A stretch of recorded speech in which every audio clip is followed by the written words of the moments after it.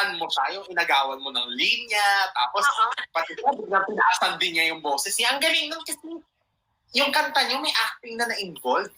True. Nakakatawa dun yung nung kinakanta ko na yung part na mataas, tapos hindi ko abot. Tapos nagalit ako kasi hindi ko siya abot. Sabay walk out. Parang, hindi ko abot. Kerry, walk out! Ganon. Sa sama ng tingin. O, di ba, sama ng tingin. Kasalanan ba ni Sarah na hindi mo abot? Eh,